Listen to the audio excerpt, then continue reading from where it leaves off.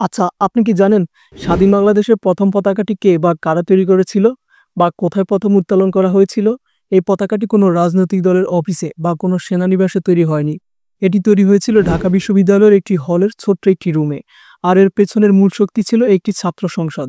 হ্যাঁ, আমি কথা বলছি ঢাকা বিশ্ববিদ্যালয় কেন্দ্রীয় ছাত্র সংসদ বা ডাকসুর কথা, যেটিকে একসময় বলা হতো বাংলাদেশের দ্বিতীয় সংসদ। যে সংসদ একবার ভাষা আন্দোলন থেকে শুরু করে মুক্তিযুদ্ধ পর্যন্ত নেতৃত্ব দিয়ে একটি দেশ গড়ে তুলেছিল। কিন্তু সেই কিংবদন্তি দেশটি কেন প্রায় ৩ দশক ধরে ঘুমিয়েছিল? আর ঘুম ভাঙার পর তার বর্তমান অবস্থাই বা কি? গল্পের শুরুটা প্রায় ১০০ বছর আগে, ১৯২৩ সালে। ঢাকা বিশ্ববিদ্যালয় প্রতিষ্ঠার পরপরই ছাত্রছাত্রীদের অধিকার আদায় এবং তাদের কণ্ঠস্বর তুলে ধরার জন্য তৈরি হয়েছিল ঢাকা বিশ্ববিদ্যালয় ছাত্র সংসদ, যা পরবর্তীতে ১৯৫৩ সালে আমাদের সবার পরিচিত ডাকসু নামে আত্মপ্রকাশ করে। কিন্তু এটি শুধু একটি ছাত্র সংসদ ছিল না, খুব দ্রুতই এটি হয়ে ওঠে পুরো বাঙালি জাতির বিবেকের কণ্ঠস্বর। একটু ভাবুন তো, ৫২ ভাষা আন্দোলনে ১৪৪ ধারা ভাঙার মতো দুঃসাহসী সিদ্ধান্তটি এসেছিল এই ডাকসু থেকেই। ৬২ শিক্ষা আন্দোলন, ৬৯-এর গণ অভ্যুত্থান এবং ৭১-এর মুক্তিযুদ্ধের লক্ষ লক্ষ ছাত্রছাত্রীকে সংগঠিত করার পেছনে ডাকসুর ভূমিকা ছিল কিংবদন্তির মতো। এমনকি ১৯৭১ সালের ২ মার্চ ঢাকা বিশ্ববিদ্যালয়ের ঐতিহাসিক বটতলায় যে স্বাধীন বাংলার পতাকা প্রথম উত্তোলন করা হয়েছিল, তার পেছনের মূল শক্তি ছিল এই ডাকসুর নেতারাই। তোফায়েল আহমেদ, আসম আব্দুর রব, মুজাহিদুল ইসলাম সেলিমের মতো জাতীয় নেতারা এই ডাকসু থেকেই তৈরি হয়েছিলেন। এখন প্রশ্ন হলো, এত গৌরবময় একটি প্রতিষ্ঠান কেন প্রায় ৩ দশক ধরে নিষ্ক্রিয় ছিল? এর পেছনের কারণটি কিছুটা লজ্জার, কিছুটা কষ্টের। ৯০ দশকের পর থেকে বিশ্ববিদ্যালয় ক্যাম্পাসগুলো হয়ে ওঠে অস্ত্রের ঝনঝনানি আর রাজনৈতিক ক্ষমতার মহড়ার ক্ষেত্র। ছাত্র সংগঠনগুলো সাধারণ ছাত্রদের অধিকার আদায়ের চেয়ে জাতীয় রাজনৈতিক দলগুলোর লেজুর ভিত্তি করতে বেশি ব্যস্ত হয়ে পড়ে।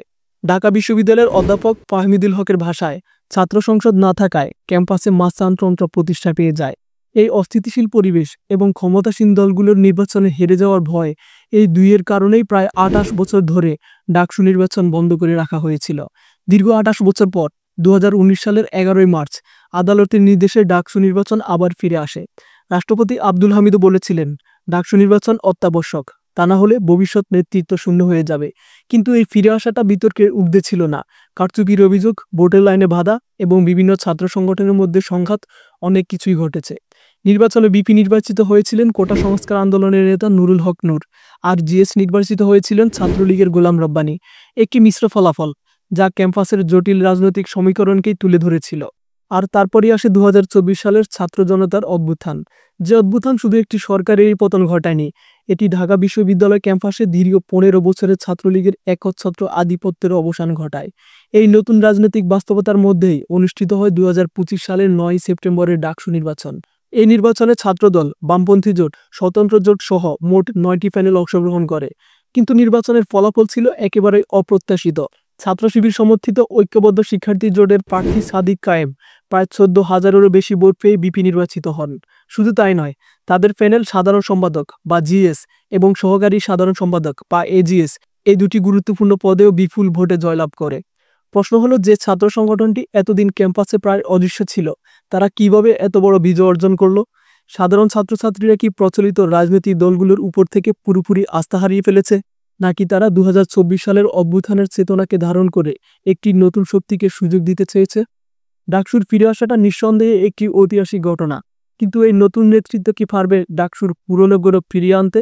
পারবে কি রাজনৈতিক দলের প্রভাবমুক্ত হয়ে শুধু সাধারণ ছাত্রছাত্রীদের কণ্ঠস্বর হয়ে উঠতে, নাকি এটিও হারিয়ে যাবে ক্ষমতার লড়াই আর আদর্শিক সংঘাতে? এই প্রশ্নগুলোর উত্তর হয়তো সময় বলে দেবে। বলা হয়ে থাকে, ডাকসু হলো সারা বাংলাদেশের রাজনীতির একটি প্রতিচ্ছবি বা আয়না। যদি তাই হয়, তাহলে ডাকসুর এই ফলাফল কি আমাদের জাতীয় রাজনীতির জন্যও কোনো ভবিষ্যতের ইঙ্গিত দিচ্ছে? এই গভীর প্রশ্নটি আজ আমি আপনাদের জন্য রেখে গেলাম। ডাকসু নিয়ে আপনার ভাবনাটা কি, তা কমেন্টে জানান। সবাই ভালো থাকবেন। আল্লাহ হাফেজ।